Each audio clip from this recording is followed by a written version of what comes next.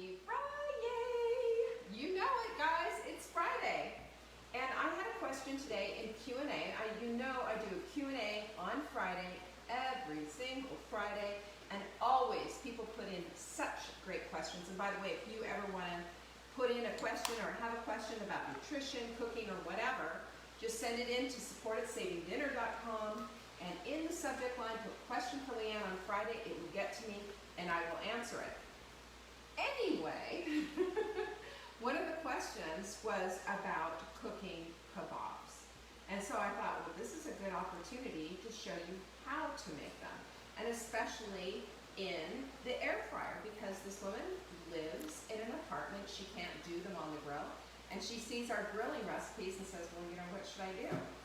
I've got a solution for you. Well, first of all, first things you can do, of course, they have those grilling pans, and they've got the little divots in it, cast iron or whatever. You can heat them up and use them on your stovetop, and it'll make the marks and everything. You just pretend you just grilled out. Or you can use this. This is, oh whoa, almost dropped it. This is called an air fryer. You see that? And all it is essentially a countertop convection oven, and it gets the air moving and it gets everything cooked really fast. And what a good name, an air fryer, because it makes you think, oh, it's like fried food, only different, sort of. And yes, you can get a crisp skin on something and all of that, but it's also amazingly fast. So for an air fryer, you have a little basket like so, and the basket fits in, and the air flows all around it. And there's actually a little fan on the bottom, and it makes a horrific noise, but it does the trick. And I will tell you right now, if you have an air fryer, you set it to 375 and you give it 10 minutes, 10, 15 minutes total, and flip it right in the middle. For shrimp, it's going to be probably about 5 minutes. Seriously, 7 minutes. It goes fast on 375. Woo! I'm telling you, I've got this. I got it. Anyway, I wanted to show you the air fryer. I'm not going to turn it on and do the whole thing, because all it is putting it in there, giving it, 3-4 minutes, stopping it, opening it up, turning it over, and doing it again. It's that simple. But I wanted to show it to you and tell you about air fryers. We're having like such a terrific storm. You might want to warn them we could lose the signal. We might lose the signal, yes. Suddenly the rain is here again. But anyway. Where are your earbuds? Oh shoot, I forgot my earbuds. They're upstairs. They're upstairs on the thingy. Okay, so the other thing that I wanted to tell you is, I've got a couple of things here to show you how to do, is that if you decide that you are going to do your kabobs in the air fryer, likely these kebab sticks are going to be too big. Now, they make them smaller so you can buy them, or if you don't have them, you can just take it like this. Oops. And use your scissors. I just did it a minute ago. Well, there it went. But you can take it and just cut it in half, give it a nice firm cut, and that's going to really help you out and get you some little kebabs going. All right? And you can find these little kebab sticky things. Just tell me if you can hear it. Can you hear me? There it is. Is that better? Tell me that's better. Anyway, you can find these in the paper plates area, by the picnic stuff, or whatever. But they're in any grocery store. You can find them at the dollar store. Now, one other thing that I'll tell you, you can buy metal ones as well, but again, they're not going to fit inside of your air fryer. If you decide to do them on the grill, good idea. Grills are wonderful.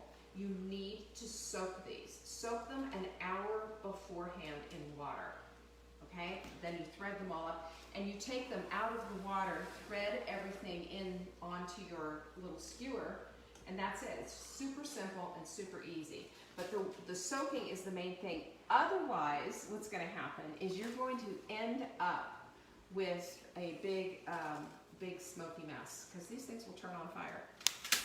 All right. So the other thing I want to tell you, we're doing shrimp here, and we're going to do a real simple one. And we've got shrimp, we have onion, we have bell pepper. You can use anything. I know a lot of people like to use cherry tomatoes, but my whole opinion of that is why? You put them on the grill and they explode. You know, it's just, it's sort of like putting a balloon on the grill. So I don't understand the concept behind that, but nonetheless, that's what people do. So bell peppers and onions are the big thing though. Bell peppers and onions with the shrimp, with some seasoning, with a little bit of sauce, unbelievable. The other thing that you want to know is that the shrimp, especially, I mean, you can see here on this shrimp, what I have done is have blotted it. I have frozen shrimp and I've blotted it and stuck it on paper towels. Unfortunately, with shrimp and scallops, and basically shrimp and scallops, they put them in a solution to plump them up. And it works, because we pay for it by the weight, right? And so when you are getting ready to use them, you need to make sure they are 100% thawed, number one. And then once they're thawed, put them on paper towels and blot them and get that moisture out as best you can. You could even, do a couple of rounds of these paper towels and do it. The whole point is to get the moisture out, because otherwise it's just going to go all over the place. When the moisture is out, it'll crisp up, and that's what we're trying to do, is get the outside of it a little bit crispy. First things first, let's cut up the bell pepper. Now, a bell pepper, and we can use that, has all those seeds in it and ribs, and you need to get those out. And what I do is put my fingers down, press on the ribs, because the ribs and the seeds are all there, and then just pull it on out. And I'll show you.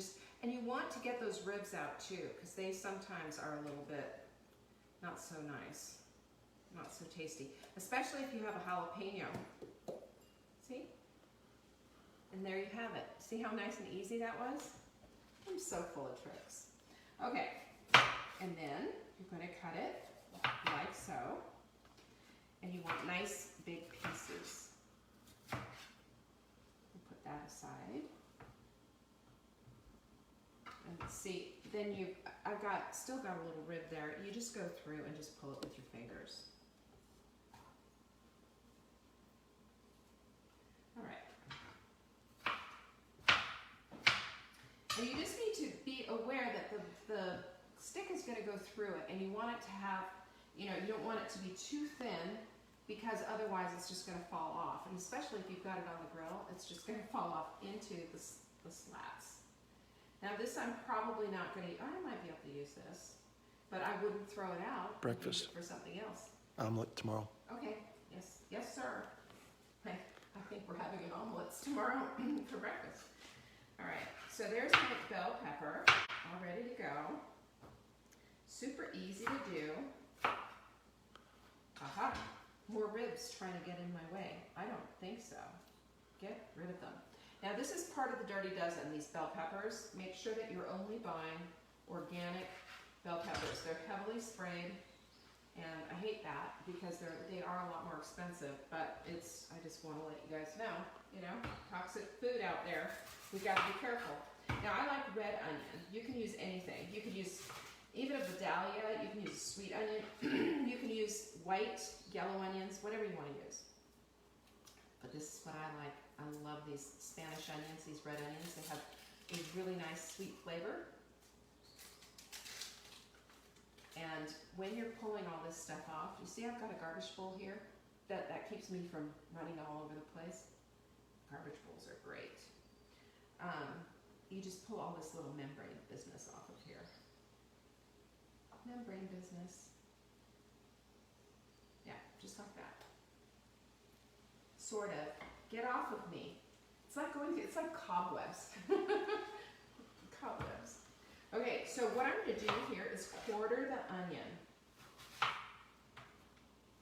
And then all this stuff comes flying out. Now I'm going to keep these separate. Again, don't throw anything out. Just keep it. And throw it in a baggie. Throw it in a little Tupperware dealio. And then what you're going to do, I'm going to put these two aside because I don't need them. These ones,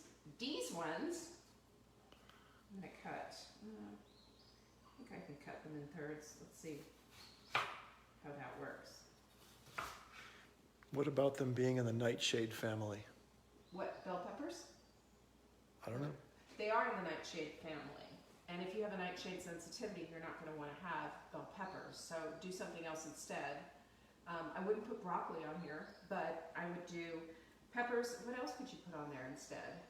The tomatoes are going to be a disaster. Zucchini?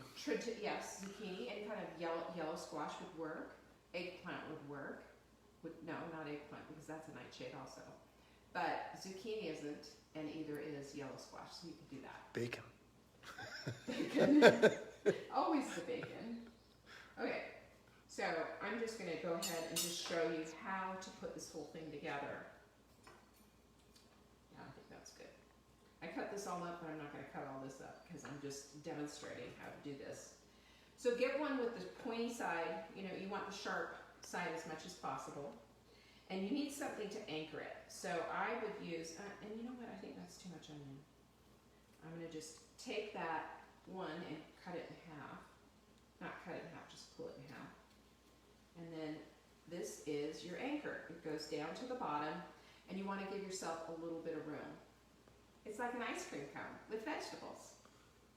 Okay, and then I'm going to make things smaller. And this is, you know, you just have the opportunity to go through and to make things lovely. And a little bit more onion. This is a great way. I would get your kids in the kitchen doing this with you. This is a fun activity for them. Make sure that they're, you know, old enough to be able to put this on without, you know, putting their eye out. And then I'm going to take a shrimp. Now with shrimp or chicken or even meat, you want to double thread it like so. See that? Making a C. That's for you, Lovey. Now on the other side, we're going to put some more onion. We're going to put another little bell pepper. And I think that's good. So these are small. You can do a whole bunch of them.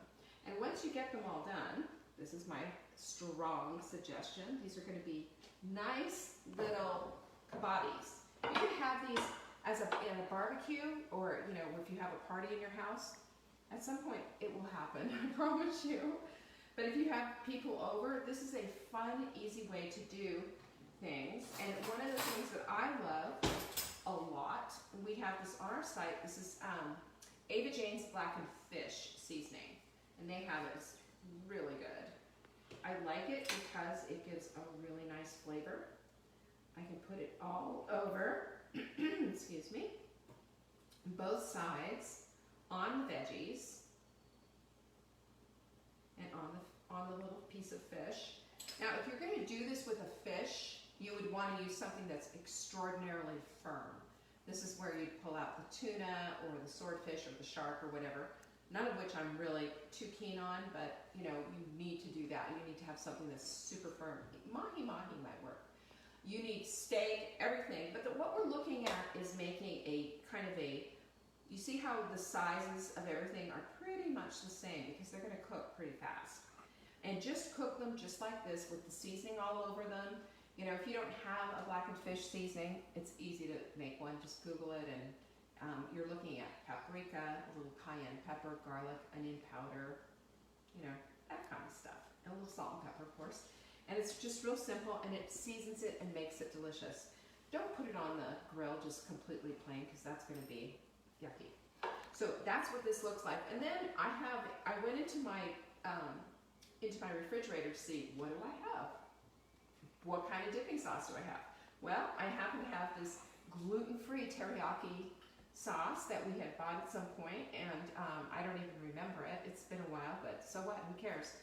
Take that. You could add a little more soy sauce to it or whatever. Taste it, doctor it up. You know, you could use, well, not with this particular thing, but with maybe some beef ones. You could use barbecue sauce. Sauces are fun. And I will tell you this, that kids love handling things. They're very tactile. So for your children to be able to put these together, then take them apart and just make it so that, you know, they're going to take a bite of everything and try everything. Give them sauces to dip things in, even more fun. hello, here we go. Now you've got them in the kitchen, hands-on nutrition, and you're making something really tasty and very delicious.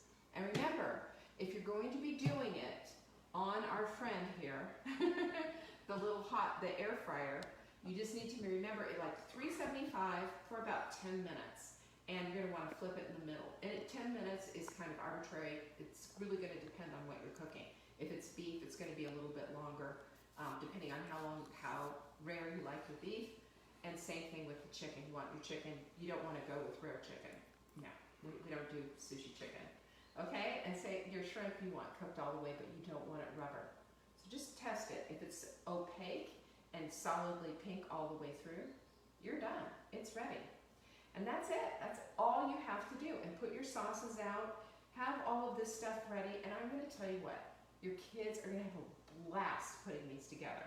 Just wanna be there to supervise and make sure they don't put their eye out, right? And don't forget, if you want to get free shipping with any of our supplements, and I've got a bunch of them lined up over here, if you put digest signs in your cart and put free shipping in the promo window, no, ships free is the word, sorry. Ships free, it will ship free, because we know, the cart knows that you put digest signs in there. You can put anything you want. You can put all of that stuff in there. As long as digest signs in there and you live in the United States, we will ship it free to you. Ships free is the code, don't forget that. And tomorrow I will be back here at 4 o'clock cooking something fabulous. You're not going to want to miss it. I have no idea what it is, but it'll be fabulous and you don't want to miss it. Tomorrow also at 1 p.m. is Soulful Saturday, 1 p.m. Eastern. You're going to want to be there for it. I've got a whole fabulous show planned for you. All right? I will see you tomorrow. Share this video if you've gotten any use out of it. Bring some friends in. We love people in our Saving Dinner community. And I love you. Peace out.